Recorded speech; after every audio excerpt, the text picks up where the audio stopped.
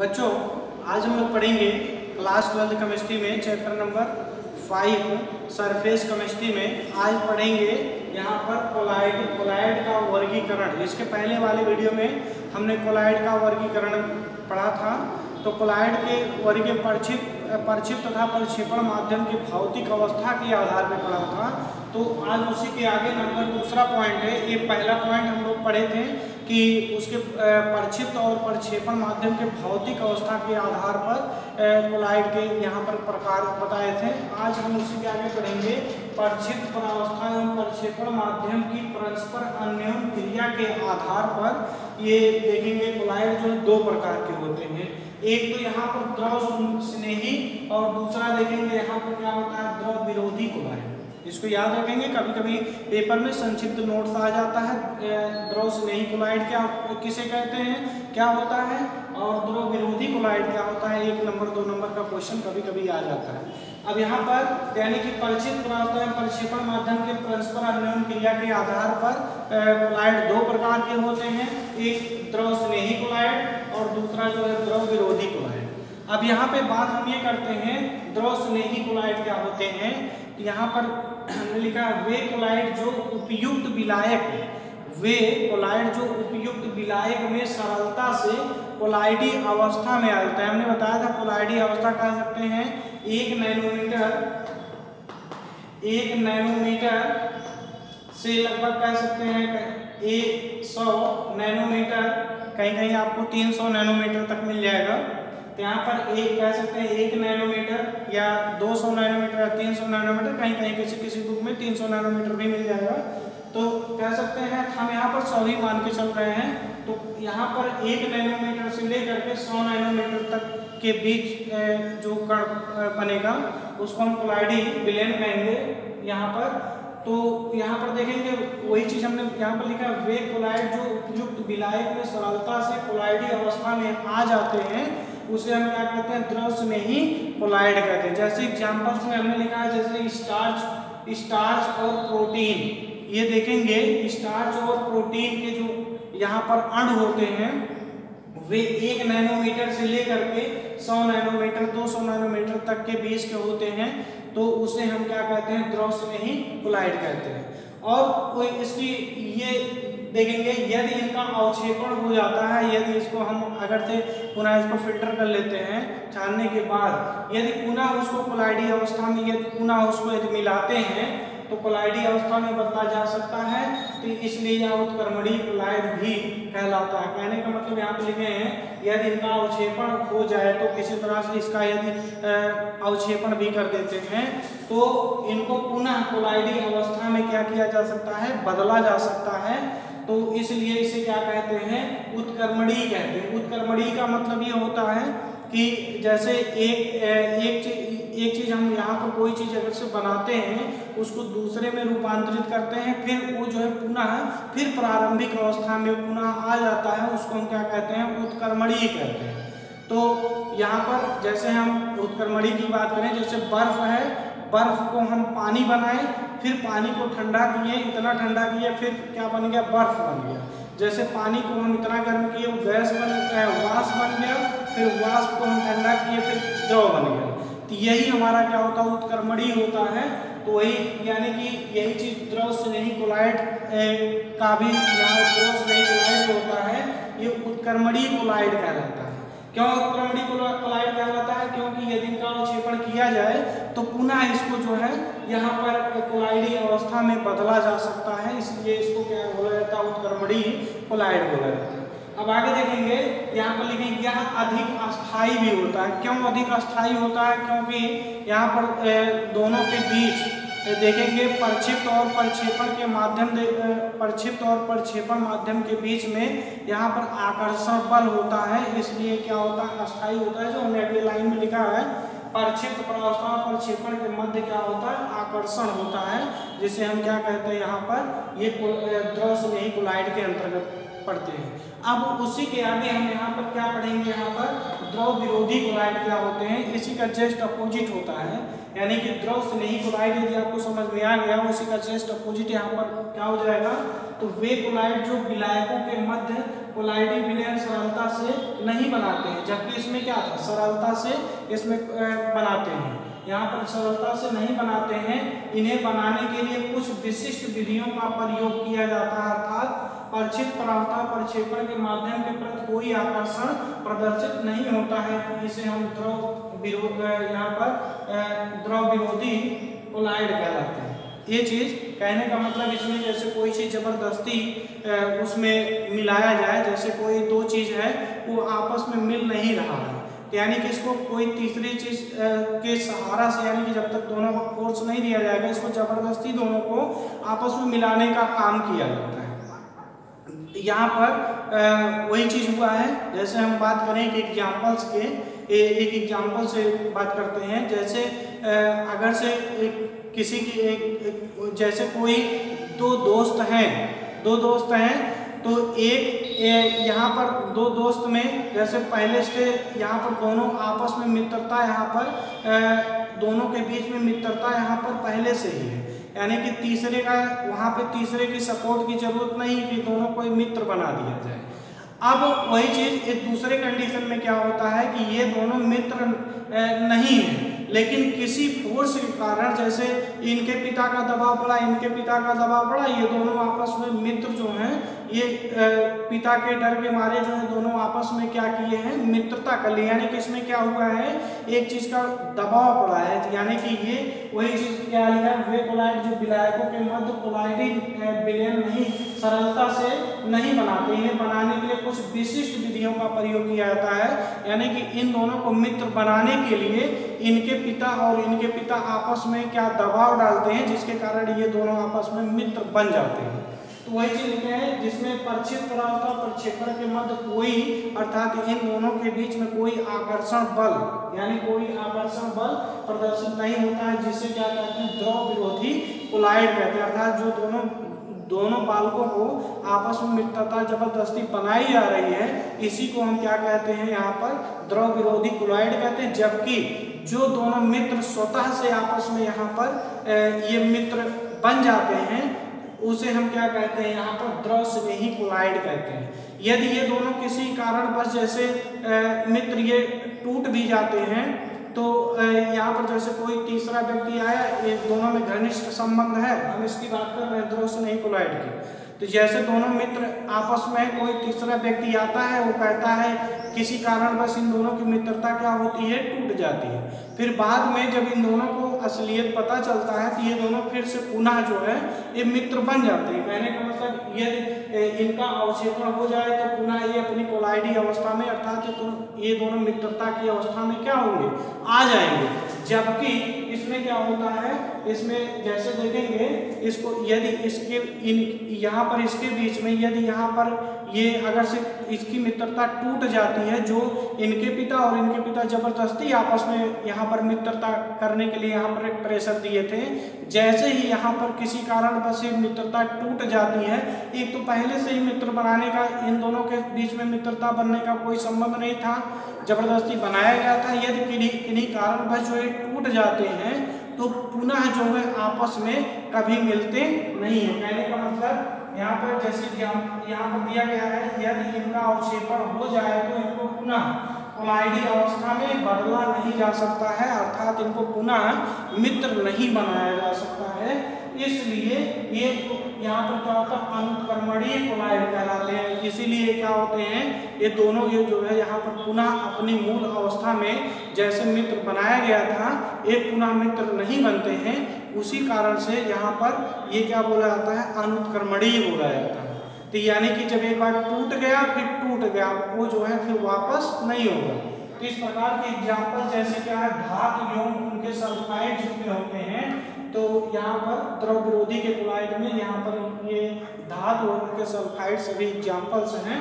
और ये कह सकते हैं इन्हें अस्थायी कारकों की आवश्यकता पड़ती है। अस्थायी कारकों का मतलब ये है, जैसे यहाँ पर इन दोनों को आपस में मित्र बनाने के लिए एक तीसरे व्यक्ति की जरूरत यहाँ पर पड़ती है। जब तक इस तीसरे व्यक्ति का प्रेशर रहेगा तब तक ये दोनों आपस में मित्रता बनाए रखेंगे।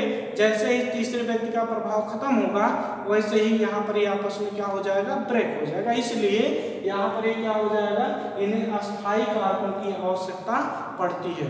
तो हम ये समझते हैं आपको यहाँ पर द्रव यानी प्रक्षेप्य प्रावस्था एवं प्रक्षेपण माध्यम की परस्पर अन्योन्य क्रिया के आधार पर यहाँ पर कोलाइड दो प्रकार के होते हैं, द्रव स्नेही कोलाइड और द्रव विरोधी कोलाइड, जो हम यहाँ पर एक एग्जाम्पल्स के माध्यम से आपको यहाँ पर ये समझाएं। अब हम इसे तीसरे टाइप यहाँ पर अब हम तीसरा टाइप का पढ़ेंगे। यहाँ पर नेक्स्ट प्रक्षेप्य प्रावस्था के कणों के आधार पर कोलाइडी का वर्गीकरण। इसको आप सभी यहाँ पर ये नोट कर लेंगे क्योंकि हम यहाँ पर तीसरे टाइप का पढ़ने जा रहे हैं, तो इसको आप सभी नोट कर लेंगे। ये अब यहाँ पर देखेंगे अगला जो यहाँ पर है नंबर 3, प्रक्षेप्य प्रावस्था के कणों के आधार पर कोलाइडी कणों का वर्गीकरण। ये तीसरे टाइप का यहाँ पर ये वर्गीकरण है। तो यहाँ पर देखेंगे प्रक्षेप्य प्रावस्था के कणों के प्रक्षेप्य प्रावस्था हम शुरुआत में ही कहते हैं। प्रक्षेप्य यहाँ पर विलय से मतलब है, जैसे विलय प्लस विलायक यहाँ पर मिलकर के क्या बनाते हैं, विलयन बनाते हैं। उसी प्रकार से प्रक्षिप्त और प्रक्षेपण प्रावस्था मिलकर के क्या बनाता है, कोलाइडी विलयन बनाता है। तो वहाँ पर हम बोल रहे हैं प्रक्षिप्त यहाँ पर ये समझेंगे विलय से मतलब है, यानी कि प्रक्षेप्य प्रावस्था के कणों के आधार पर कोलाइडी कणों का वर्गीकरण। तो इसके आधार पर देखेंगे कोलाइडी कण 3 प्रकार के होते हैं। यहाँ पर देखेंगे यहाँ पर बहु आणविक कोलाइड, यहाँ पर पहला टाइप का जो है बहु कोलाइड है, और यहाँ पर दूसरे टाइप का यहाँ पर बी लिख देते हैं। ये दूसरे टाइप का यहाँ पर क्या है, बृहद आणविक कोलाइड। ये दूसरे टाइप का बृहद आणविक कोलाइड। और तीसरे टाइप का देखेंगे समूढ़ित कोलाइड। ये 3 प्रकार के यहाँ पर प्रक्षेप्य प्रावस्था के कणों के आधार पर कोलाइडी कणों का 3 प्रकार से वर्गीकृत किया गया है। एक तो बहु आणविक कोलाइड, दूसरा बृहद आणविक कोलाइड और समूढ़ित यहाँ पर कोलाइड। अब यहाँ पर समझते हैं बहु आणविक कोलाइड क्या होता है। इस प्रकार के कोलाइडी विलयनों में कोलाइडी कण ऐसे परमाणु या अणुओं का पुंज होता है जो यहाँ पर जैसे कह सकते हैं यहाँ पर स्वर्ण साल में कोलाइड कण स्वर्ण परमाणुओं के विभिन्न आकार के गुच्छे जो होते हैं वो क्या शो करते हैं, बहु आणविक कोलाइड शो करते हैं।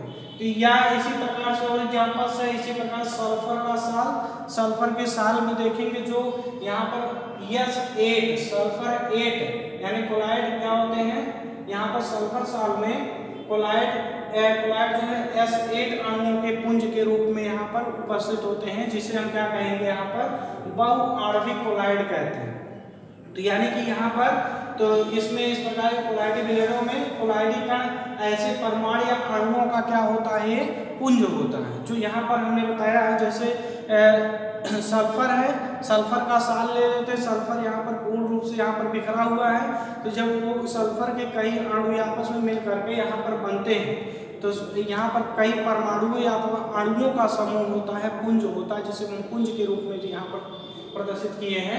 तो यानी कि जैसे सल्फर के जो साल होते हैं, सल्फर के जितने भी साल होते हैं वो मिल करके S8 जो उसमें बनता है वो क्या कहलाता है, वहाँ पर इस टाइप के यहाँ पर कोलाइड ये बहु आणविक कोलाइड प्रदर्शित करता है क्या, S8। यानी कि वैसे ही यहाँ पर वैसे ही देखेंगे स्वर्ण साल जो होता है, स्वर्ण साल में कोलाइड कण देखेंगे ये स्वर्ण परमाणुओं के विभिन्न आकार जो होते हैं, विभिन्न आकार के जो गुच्छे होते हैं उसी को क्या कहते हैं, बहु आणविक कोलाइड कहते हैं।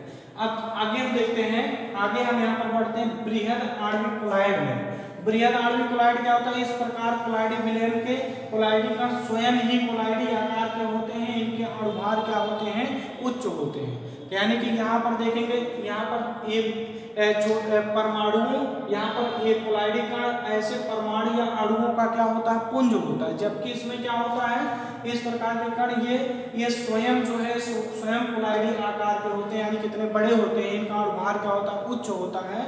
तो इस प्रकार के जो यहाँ पर एग्जाम्पल्स में जैसे जो प्रोटीन है, सेलुलोज है, इस प्रकार के यहाँ पर देखेंगे ये प्रोटीन है, सेलुलोज है, ये स्वयं अपने आप में जो एक कोलाइड बनाते हैं जिसे बृहद आणविक कोलाइड के नाम से जानते हैं, जिसका यहाँ पर अणुभार क्या होता है, उच्च होता है।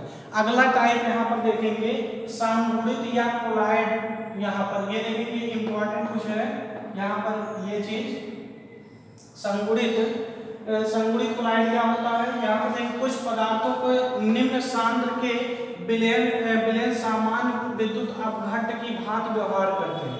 यहाँ पर देखेंगे इसमें और इसमें दोनों में तो दिखने में लगेगा दोनों सेम एक जैसे हैं, जबकि दोनों एक जैसे नहीं हैं। ये देखिए यहाँ पर ये विद्युत अपघट्ट, यहाँ पर ये विलयन विद्युत अपघट्ट की भांति व्यवहार करता है, यानी कि यहाँ पर कुछ पदार्थों के निम्न सांद्र के विलयन सामान्य विद्युत अपघट्ट की भांति व्यवहार करते हैं, जबकि ये जो है यहाँ पर विद्युत अपघट्ट से कोई यहाँ पर मतलब नहीं है। दोनों देखेंगे दिखाई एक जैसे देंगे, लेकिन दोनों में अंतर है।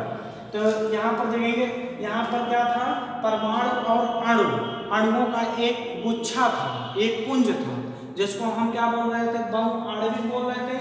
इसमें क्या है, इसमें जो देखेंगे सामान्य विद्युत अपघट्ट की भांति व्यवहार करते हैं, परंतु उच्च सांद्रता पर वे कोलाइडी विलयनों की भांति व्यवहार करते हैं। लेकिन जब ये देखेंगे पूरा यहाँ पर सांद्रता पर निर्भर करता है, ये देखेंगे ये सांद्रता से यहाँ पे कोई मतलब नहीं है, जबकि ये देखेंगे ये सांद्रता पर निर्भर करता है। यदि जब उसकी सांद्रता उच्च होती है तब ये यहाँ पर, जब यहाँ पर देखेंगे सांद्रता पर वे कोलाइडी विलयनों की भांति करते हैं, क्योंकि इनके कणों का संगुणन हो जाता है। जैसे जैसे यहाँ पर देखेंगे इसकी सांद्रता आप जैसे जैसे बढ़ाएंगे वैसे वैसे यहाँ पर ये अणु या परमाणु आपस में क्या होंगे, संगुणित होते हुए चले जाते हैं। यानी कि यहाँ पर क्या है कि यहाँ पर सामान्य विद्युत अपघट्ट की भांति व्यवहार करते हैं, परंतु उच्च सांद्रता पर वे कोलाइडी विलयनों की भांति व्यवहार करते हैं। लेकिन जब सांद्रता अधिक हो जाती है तो यहाँ पर ये क्या बनाता है, कोलाइडी विलयनों की भांति व्यवहार करते हैं।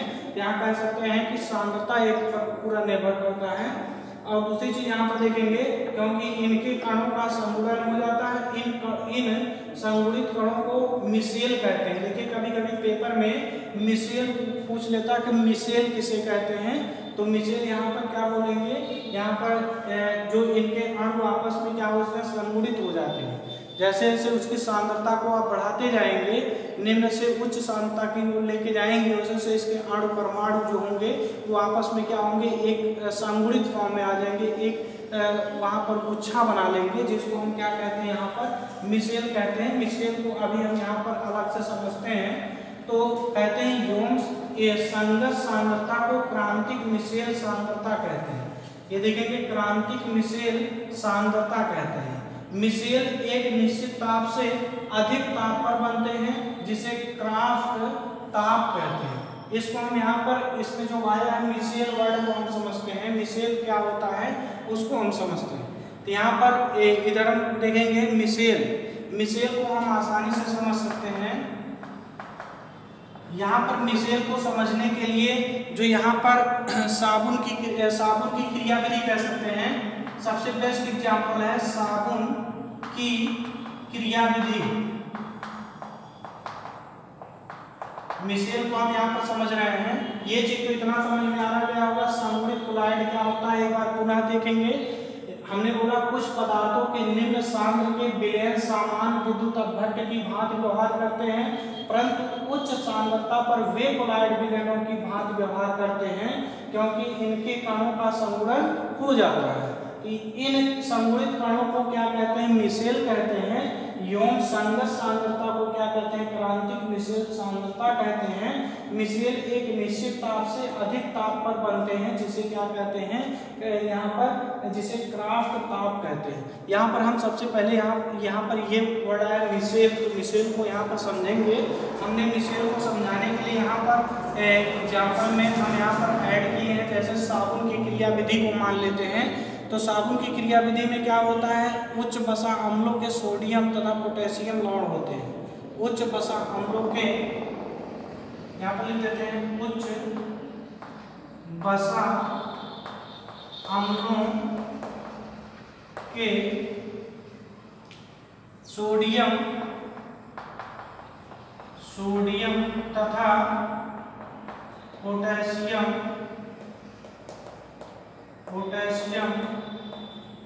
के लवण होते हैं,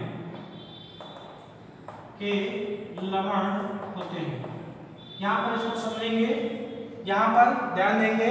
यहाँ पर मान लीजिए इसको समझने के लिए हम यहाँ पर नीचे इसको बता रहे हैं। मान लीजिए यहाँ पर देखिए सबसे पहले साबुन का फार्मूला क्या होता है। साबुन का फार्मूला देखेंगे यहाँ पर C17H35, ये साबुन का फार्मूला है। यहाँ पर C17H35 COONA, इसको बोलते हैं सोडियम स्टीरेट। यहाँ पर इसका नाम बोलेंगे सोडियम स्टीरेट। ये जो है इसका यहाँ पर लिख दे रहे हैं सोडियम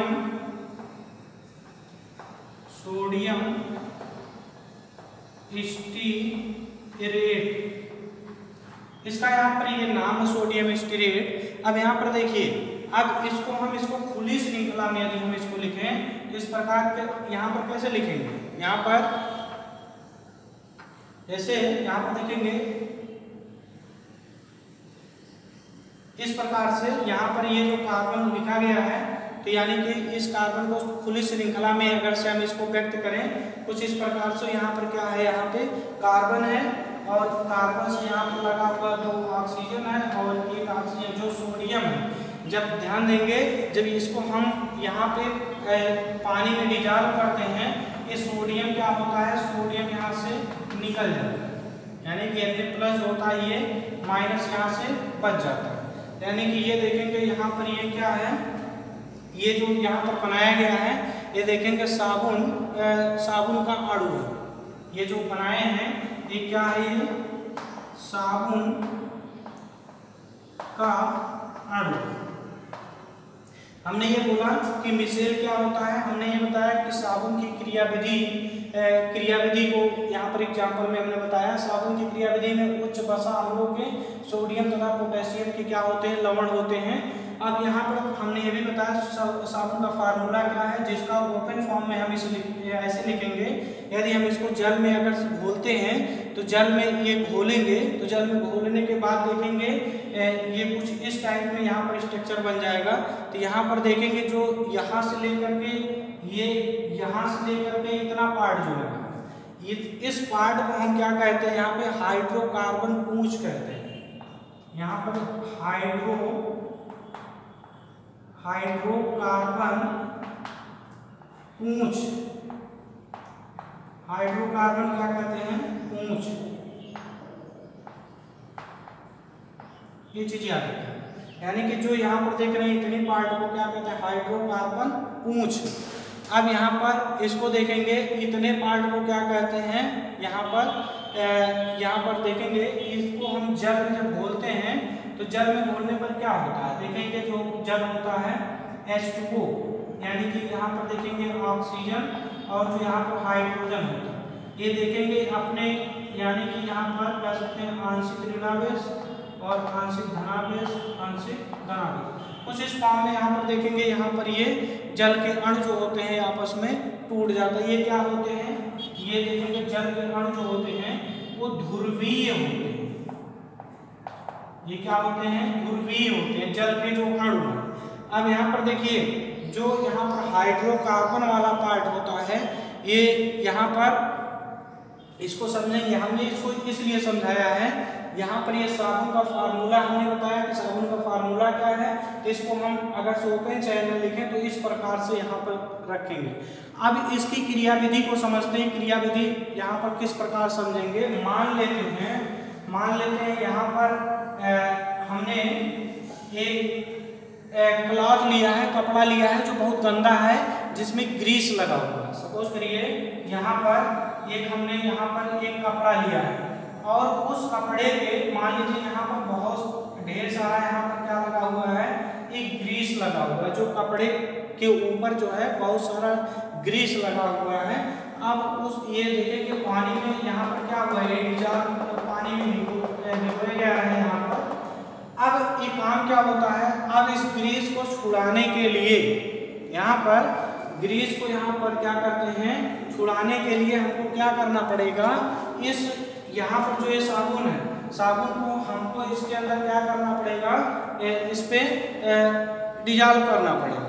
तो यानी कि यहाँ पर देखेंगे ये जो इतना पार्ट आप देख रहे हैं, ये इतना पार्ट क्या होता है, आयनिक फॉर्म में कह सकते हैं। जो इतना ये पार्ट है आयनिक फॉर्म है, और ये जो इतना पार्ट है हाइड्रोकार्बन पूछ बोलते हैं।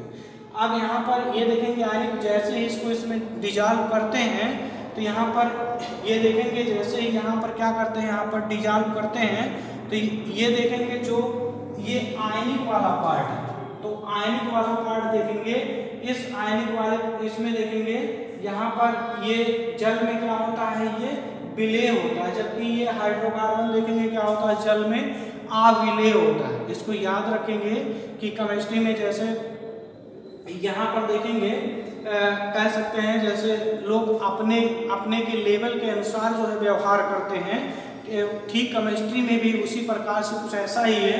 तो यहाँ पर कह सकते हैं जो आयनिक होते हैं, ये आयनिक जो है, आयनिक से यहाँ पर ये आपस में ये मिलेगा, और जो यहाँ पर आयनिक नहीं है वो जो है बिना आयनिक वाले चीज़ों से मिलेगा। जो ग्रीस है, ग्रीस जो होता है ये आयनिक नहीं होता है, जो ये वाटर होता है, वाटर देखेंगे ध्रुवीय होता है, जो अपने आयनों में क्या होता है, टूट जाता है। तो यहाँ पर देखेंगे ये तरह पार्ट देखेंगे जल में मिल जाएगा, और देखेंगे जो यहाँ पर हाइड्रोकार्बन यहाँ पर देखेंगे ये क्या हो जाएगा, यहाँ पर ग्रीस के ऊपर हो जाएगा। जैसे ही ग्रीस के ऊपर एंट्री करेगा वैसे ही देखेंगे ये क्या हो जाएगा, इसके ऊपर कह सकते हैं जो यहाँ पे इसके ऊपर यहाँ पे इस प्रकार से ऐसे क्या हो जाएगा, यानी कि हमने ये चीज बनाया हुआ है जो यहाँ पर बनाए हैं, यानी कि यहाँ पर ये क्या है, निगेटिव पार्ट, ये क्या है, ये निगेटिव पार्ट यहाँ पर ये जल में ना जा करके बल्कि कहाँ पर अटैक करता है, वो ग्रीस पर अटैक करता है। ये यहाँ पर जो देखेंगे जो यहाँ पर ये इतना पार्ट है, ये सीधा सीधा कहाँ पे अटैक करता है, यहाँ पर ये ग्रीस वाले पार्ट पे अटैक करता है। अब उसके बाद यहाँ पर हम यहाँ पर नोट कर दे रहे हैं, ये क्या है, ये ग्रीस है, और ये चीज क्या है, ये कपड़ा है, यहाँ पर ये क्या है, कपड़ा है। तो यानी कि ये कपड़ा हम लिए हैं, एक ग्रीस लिए। अब जैसे ही इसको यहाँ पर डिजॉल्व करेंगे, जैसे यहाँ पर ये डिजॉल्व करेंगे तो यहाँ पर देखेंगे जो ये आयनिक फॉर्म होता है, जो आयनिक फॉर्म होता है वो देखेंगे यहाँ पर ये जल में आसानी से मिल जाता है। जो आसानी से जल में मिल जाता है उसे हम कहते हैं यहाँ पर इसको जो कहते हैं जल रागी, उसको क्या कहेंगे, जो आसानी से जल में मिल जाता है उसे क्या कहते हैं, जल रागी। इसको याद रखेंगे, जो जल में आसानी से जाकर के मिल जाता है उसे जल रागी कहते हैं, और जो इतना पार्ट यहाँ पे जल में नहीं मिल रहा है उसको हम क्या कहते हैं, जल विरागी सिरा। यहाँ पर इतने पार्ट को क्या बोलेंगे, जल विरागी सिरा, ये चीज जल विरागी सिरा। अब ये चीज देखेंगे इतना पार्ट जो जल में नहीं मिल रहा है, बाकी इतना आयनिक जो आयनिक पार्ट है वो जल में क्या है, यहाँ पर मिल जाता है।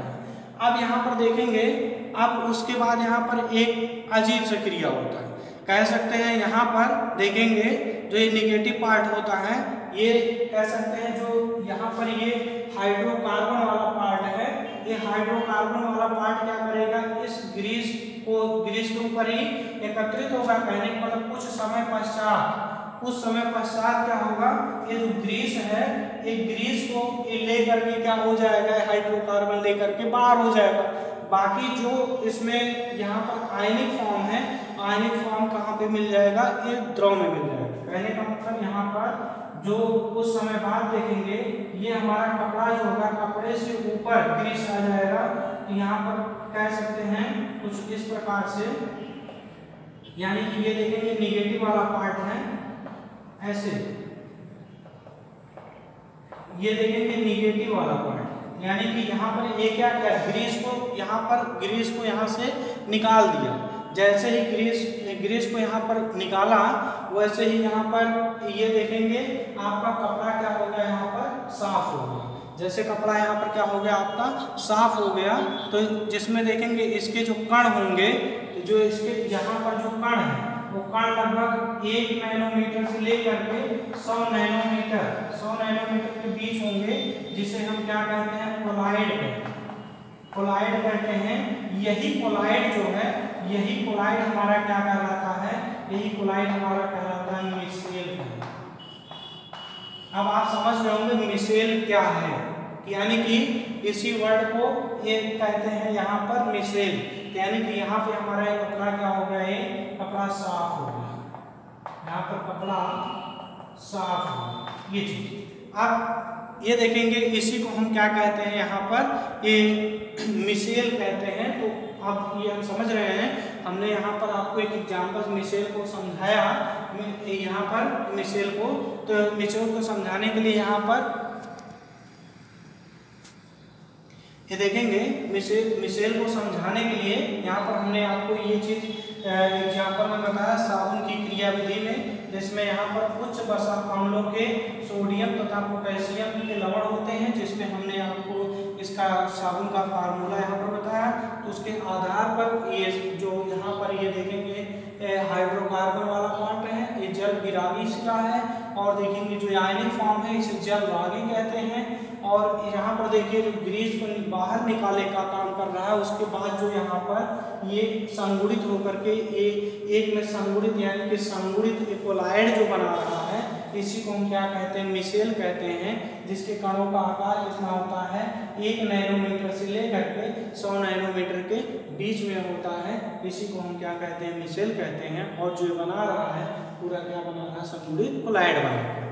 तो आज के लिए बस इतना ही, इसको आप अपने कॉपी में नोट कर लेंगे। तो बाकी आज के लिए इतना ही, बस, धन्यवाद।